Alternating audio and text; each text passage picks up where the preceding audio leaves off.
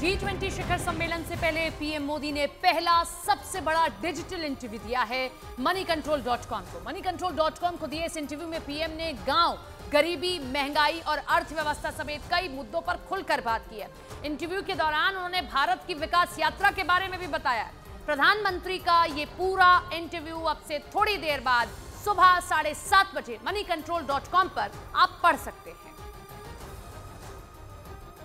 तो हम आपको बड़ी बातें इस इंटरव्यू की बताते हैं, जिसमें पीएम ने कहा हमारे पास 140 करोड़ लोगों की ताकत है, देश के युवा भारत की ताकत हैं।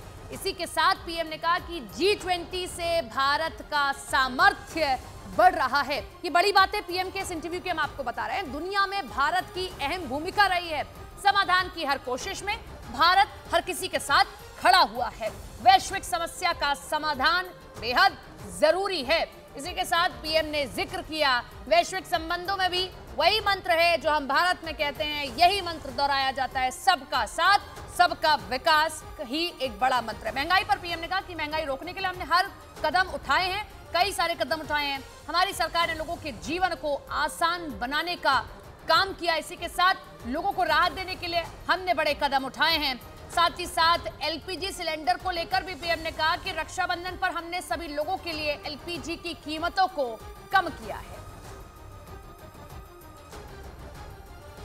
तो moneycontrol.com को दिए इस इंटरव्यू में पीएम ने मोदी ने G20 कार्यक्रम को लेकर बड़ी बातें कही हैं। उन्होंने कहा कि भारत ने पुरानी परंपराओं को तोड़ा है।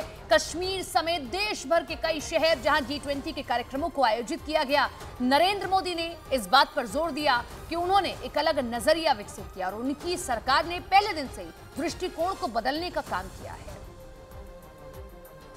और इसके साथ ही प्रधानमंत्री नरेंद्र मोदी ने कहा कि पहले दिल्ली से अलग राष्ट्रीय और अंतर्राष्ट्रीय बैठकों की मेजबानी के बारे में सोचना भी मुश्किल था। उन्होंने इसे लेकर कई उदाहरण भी दिए और कहा कि बेंगलुरु में तत्कालीन जर्मन चांसलर एंजेला मर्केल की मेजबानी की गई थी। फ्रांस के राष्ट्रपति इमानुएल मैक्रों और तत्कालीन जापानी प्रधानमंत्री शिंजो आबे ने वाराणसी का दौरा किया। पुर्तगाल के राष्ट्रपति मार्सेलो रिबेलो डिसूसा की गोवा और मुंबई में मेजबानी की गई। बांग्लादेश के प्रधानमंत्री शेख हसीना ने पश्चिम बंगाल में शांति निकेतन का दौरा किया। फ्रांस के पूर्व राष्ट्रपति फ्रांसवा ओलांद की मेजबानी चंडीगढ़ में हुई थी। पीएम मोदी ने कहा कि कई अंतर्राष्ट्रीय बैठकें दिल्ली के बाहर आयोजित हुई। ग्लोबल एंटरप्रेन्योरशिप समिट हैदराबाद में आयोजित हुआ। गोवा में ब्रिक्स शिखर सम्मेलन और जयपुर में forum for India Pacific island cooperation शिखर सम्मेलन की मेजबानी की गई। तो moneycontrol.com को दिए इंटरव्यू में पीएम ने भारत के विकास को दुनिया भर के लिए एक अच्छा संकेत बताया। प्रधानमंत्री ने सबका साथ, सबका प्रयास का जिक्र करते हुए बताया कि विकास के मामले में भारत ने दुनिया भर के सामने मिसाल पेश की है। उन्होंने ये भी कहा कि उनकी सरकार ने पिछले 9 सालों में देश में सबका साथ, सबका विकास, सबका विश्वास और सबका प्रयास के दृष्टिकोण का पालन किया है और केंद्र सरकार ने लोगों के हित में कई बड़े फैसले लिए।